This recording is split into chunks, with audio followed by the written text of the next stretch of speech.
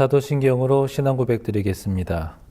전능하사 천지를 만드신 하나님 아버지를 내가 믿사오며 그 외아들 우리 주 예수 그리스도를 믿사오니 이는 성령으로 잉태하사 동정녀 마리아에게 나시고 본디오 빌라도에게 고난을 받으사 십자가에 못 박혀 죽으시고 장사한 지 사흘 만에 죽은 자 가운데서 다시 살아나시며 하늘에 오르사 전능하신 하나님 우편에 앉아 계시다가 저리로서 산 자와 죽은 자를 심판하러 오시리라. 성령을 믿사오며 거룩한 공예와 성도가 서로 교통하는 것과 죄를 사하여 주시는 것과 몸이 다시 사는 것과 영원히 사는 것을 믿사옵나이다. 아멘. 제52장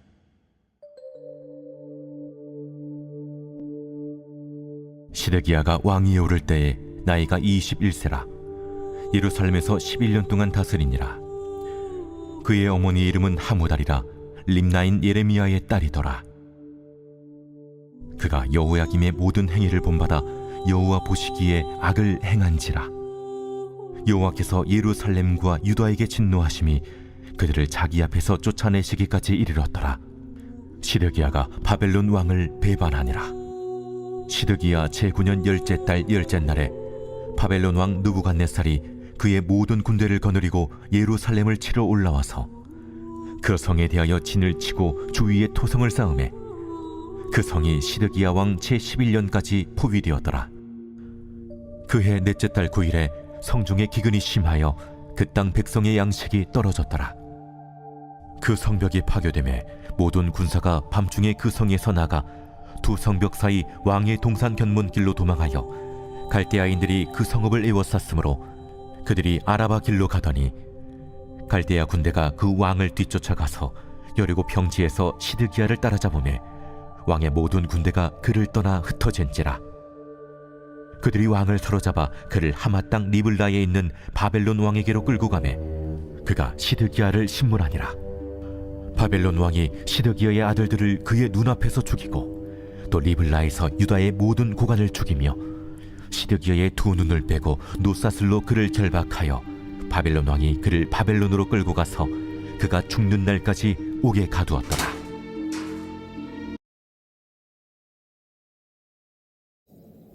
오늘 본문의 말씀은 이제 이방 민족에 대한 하나님의 예언의 말씀이 마무리가 되고 이제 다시 유다에 대한 심판을 이제 이야기하고 있는데요.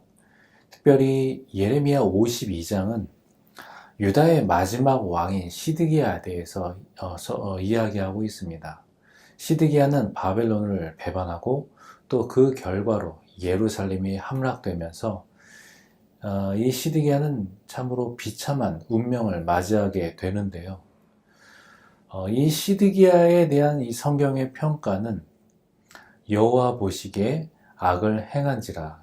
자, 이 한마디로 그의 인생이 귀결이 되어집니다. 자, 그러면 오늘 본문 말씀을 통해서 살펴볼 수 있는 하나님은 어떠하신 분인가? 나에게 주시는 교훈은 무엇인가? 함께 살펴보도록 하겠습니다. 그러면 1절로 3절 말씀을 봅니다. 시드기야가 왕이 되었을 때에 그는 21살이었다. 그는 예루살렘에서 11해 동안 다스렸다. 그의 어머니 하무달은 림나 출신으로 예레미야의 딸이다. 그는 여호야김이 하였던과 같이 똑같이 주께서 보시기에 악한 일을 하였다. 예루살렘과 유다가 주님을 그토록 진노하시게 하였기 때문에 주께서는 마침내 그들을 주님 앞에서 쫓아내셨다. 시드기야가 바빌로니아 왕에게 반기를 들었으므로. 자, 이 말씀에 대한 해설 첫 번째 단락을 봅니다. 시드기야는 여호야김과 여호야긴이 하나님께 불순종하여 심판받는 것을 보았습니다. 무엇보다 그는 하나님이 바벨론을 통해 그들을 심판하신 결과로 왕이 되었습니다. 그럼에도 여호야김의 모든 행위를 본받았고 유다 왕 중에서 악의 절정을 보여주며 몰락을 자초했습니다. 말씀에 명시된 악인의 길을 머리로는 알면서 현실에서 답습하지 않는지 돌아봅시다. 오늘 이 예레미야 52장은 예레미야의 마지막 장이죠. 그런데 이 52장은 예레미야서의 역사적 부록이라고 불리우고 있는데요. 그거는 이 부분은 예레미야의 말이 아니라 그동안 예레미야의 예언을 대신 기록했던 바룩에 의해서 첨가된 그런 말씀으로 여겨지고 있어서 역사적인 부록이다라고 이렇게 여겨지고 있는 것이죠. 이 52장의 내용은 열왕기하 24장 그리고 25장의 내용과 거의 일치하고 있는데요. 자, 이 부분을 기록한 바룩은 왜 예레미야서를 마치면서 열왕기서의 내용을 왜 여기에다가 그대로 기록하고 있을까요? 그것은 예레미야가 선포한 하나님의 예언의 말씀이 그대로 정확하게 성취되었음을 강조하기 위함인 것입니다. 예레미야가 선포한 예언의 주된 내용은 하나님의 말씀에 불순종한 그 선민의 나라인 유다와 예루살렘이 멸망하고 백성들은 바벨론으로 포로로 잡혀가게 될 것이고 또 하나님께서 정하신 그 70년의 바벨론 포로 기간이 다 차게 되면 다시 회복돼서 본국으로 다시 귀환하게 될 것이라는 그런 말씀이었는데, 자, 그래서 그 말씀이 정말로 역사의 흐름 가운데 어떻게 되었나요? 정말로 예레미야가 선포한 대로, 예언한 대로 예루살렘이 함락되고 유다는 멸망하고 말았습니다. 그리고 백성들은 바벨론으로 포로로 잡혀가게 되었죠.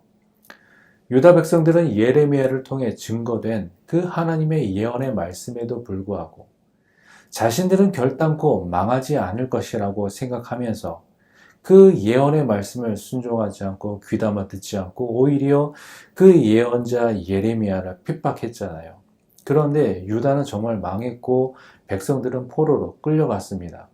자신들의 죄로 인해 나라가 망하고 이방 땅에 포로로 끌려간 것이지만 그들은 생각하기에 하나님께서 자기들을 버렸다라고 생각하며 절망 가운데 사로잡혔을 것입니다.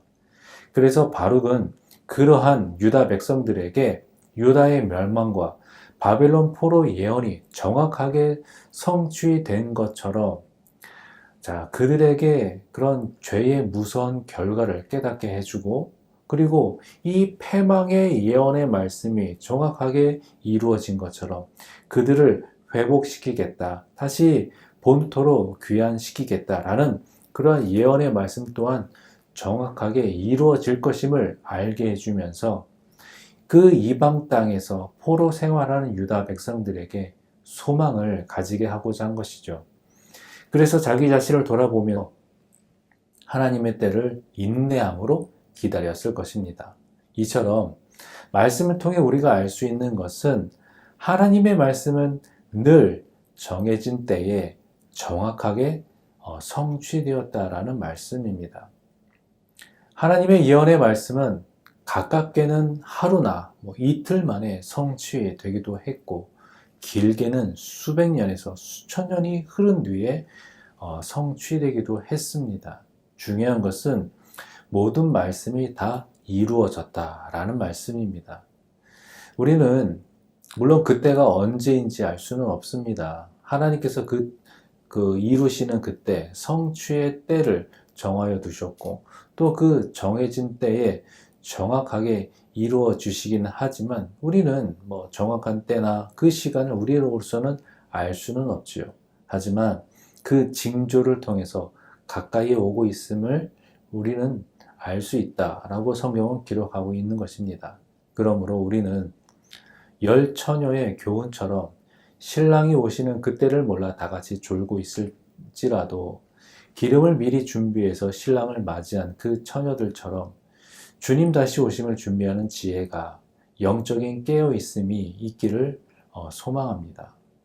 자, 계속해서 4절로 6절 말씀을 보겠습니다.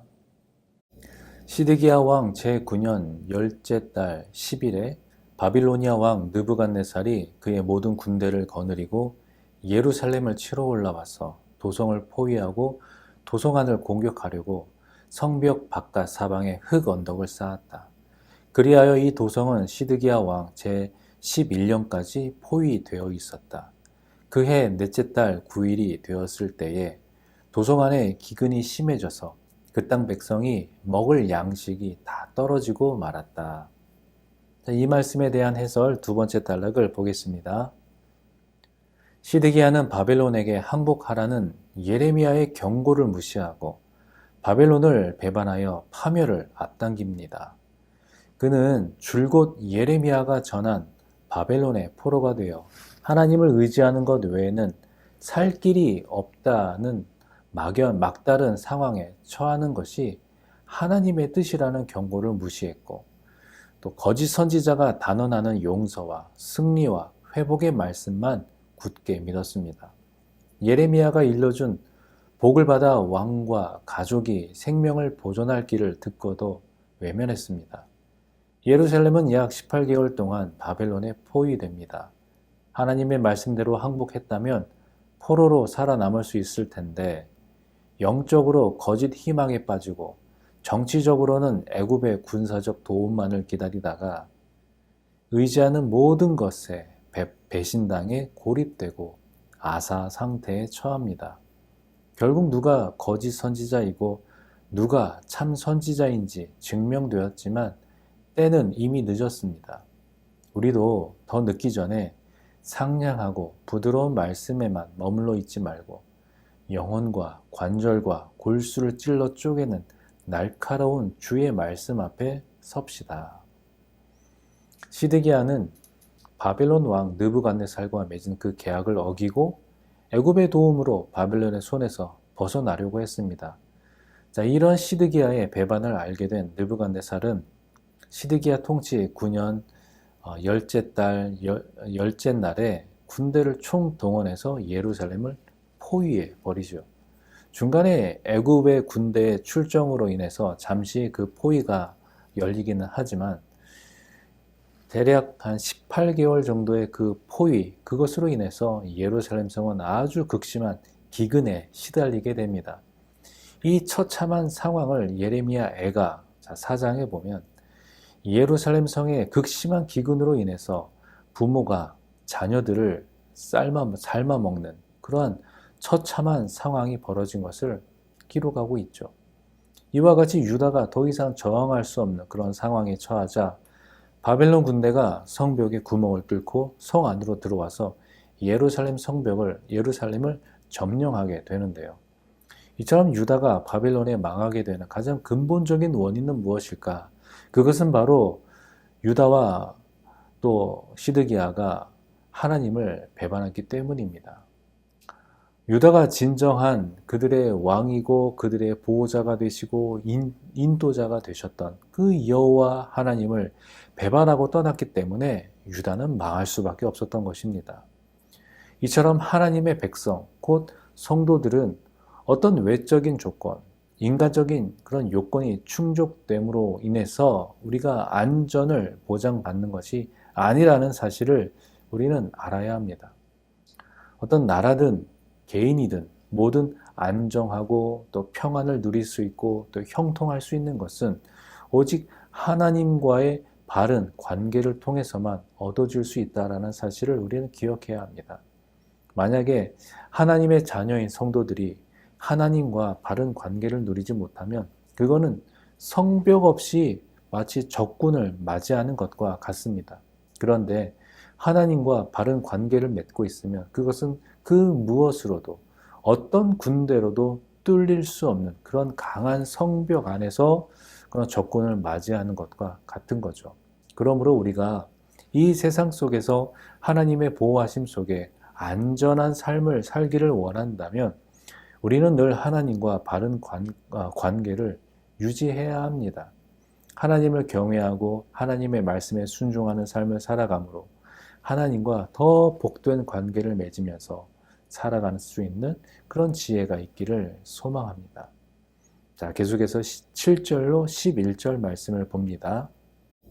드디어 성벽이 뚫리니 이것을 본 왕은 바빌로니아 군대가 도성을 포위하고 있는데도 밤을 틈타서 모든 군사를 거느리고 왕의 정원 근처 두 성벽을 잇는 통로를 지나 도성 바깥으로 빠져나와 아라바 쪽으로 도망하였다.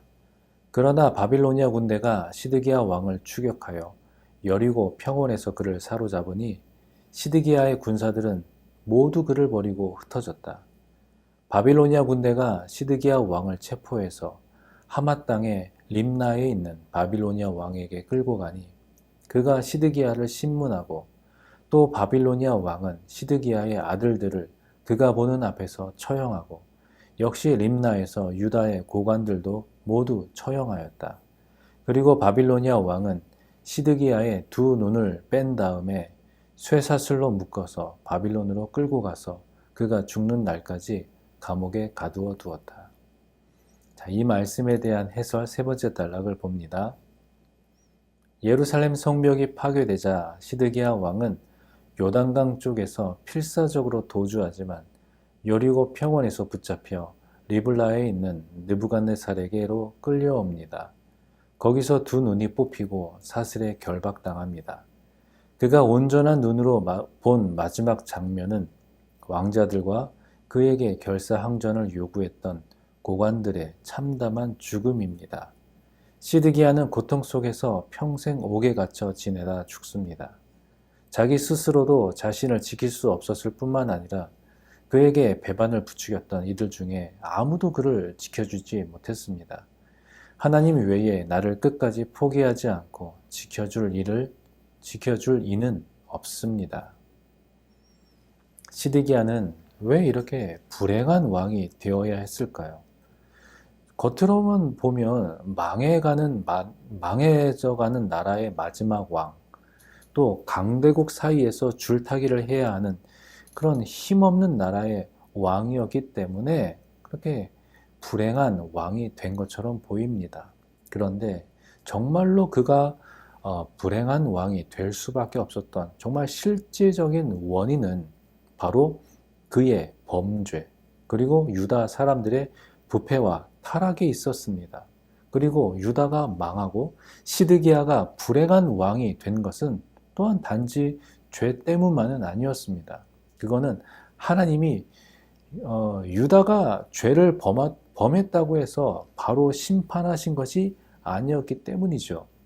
하나님은 선지자를 통해서 유다와 시드기야를 향해서 회개하고 죄에서 돌이킬 것을 거듭해서 권고하였습니다. 그런데 시드기야나 유다 백성들은 하나님의 권고를 듣지 않았습니다.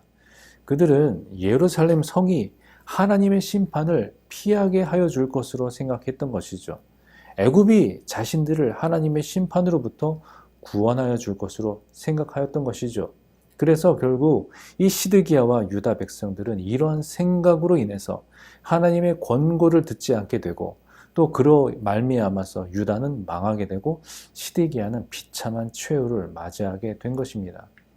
자, 여기서 중요한 것은 그렇게 시드기야와 유다 백성들에게 간곡하게 호소하는 하나님, 물론 선지자들을 보내고 예언자들을 보내서 그렇게 하나님의 말씀, 예언의 말씀을 전하게 했지만 그 하나님, 근데 막상 정말로 그들에게 심판을 베풀기 시작하자 그 어떠한 자비도 베풀지 아니하시고 그들로 하여금 하나님의 모든 심판을 고스란히 받고 또 수치와 굴욕을 당하게 하셨다라는 사실을 우리는 기억해야 합니다.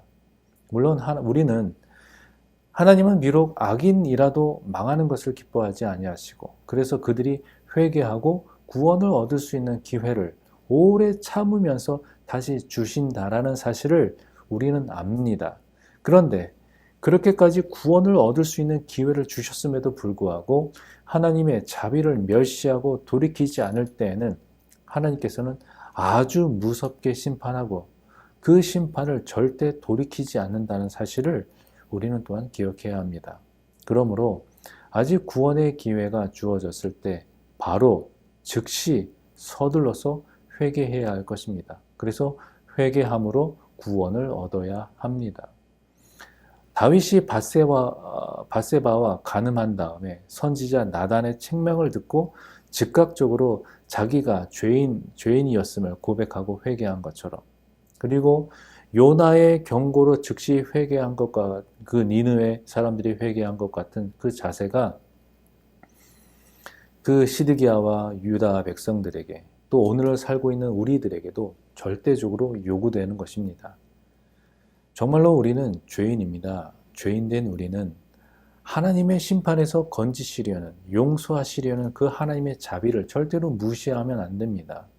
구원의 기회가 주어졌을 때 바로 잡지 않으면 무자비한 형벌로 결국은 영원한 멸망에 이르게 될 것입니다. 우리는 이러한 성경 말씀의 가르침을 마치 옛날 이야기처럼, 남의 나라 이야기처럼 나와는 전혀 상관없는 먼 나라의 이야기로 여기면서 오늘도 말씀을 통해서 우리의 인생에 찾아와서 말씀하시는 그 음성을 듣지 않고 또 들어도 행하지 않는다면 하나님의 그 심판이 우리와 결코 상관없다 할 수 없을 것입니다.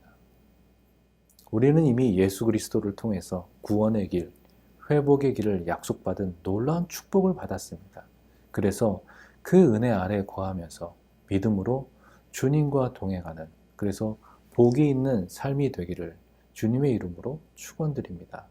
함께 기도하겠습니다. 하나님 아버지 감사합니다. 오늘도 주님 앞에 나와 예배하고 말씀 앞에 서게 하심을 감사합니다. 아버지 하나님, 우리를 주님의 자녀로 불러주셨는데 주님의 자녀다운 그러한 믿음의 모습이 우리 안에 있기를 소망합니다. 하나님의 선민이었던 그 이스라엘이 하나님께 순종하지 않고 또 하나님을 또 온전히 따르지 않았을 때 그 무서운 심판이 그들에게 임했던 사실을 우리는 말씀을 통하여 또 알게 되었고 또 그것을 또 우리의 삶에 비춰봤을 때 우리 역시 하나님의 자녀가 되었는데 하나님의 자녀다운 모습을 보이지 않는다면 결코 우리도 하나님의 그런 징계를 피할 수 없음을 또 알게 됩니다. 아버지 하나님, 주님 앞에 겸손한 마음을 갖게 하시고 교만하지 않게 하시고 또 죄악을 가까이 하지 않게 하여 주셔서 늘 주님과 긴밀한 관계 속에 또 하나님의 은혜 가운데 거할 수 있는, 그래서 복이 있는 우리의 삶으로 인도하여 주옵소서. 예수님의 이름으로 기도합니다. 아멘. 주님 가르쳐 주신 기도로 기도회를 마치겠습니다. 하늘에 계신 우리 아버지여, 이름이 거룩히 여김을 받으시오며 나라의 임하옵시며 뜻이 하늘에서 이룬 것 같이 땅에서도 이루어지이다. 오늘날 우리에게 일용할 양식을 주옵시고 우리가 우리에게 죄 지은 자를 사하여 준 것 같이 우리 죄를 사하여 주옵시고 우리를 시험에 들게 하지 마옵시고 다만 악에서 구하옵소서. 내게 나라와 권세와 영광이 아버지께 영원히 있사옵나이다. 아멘.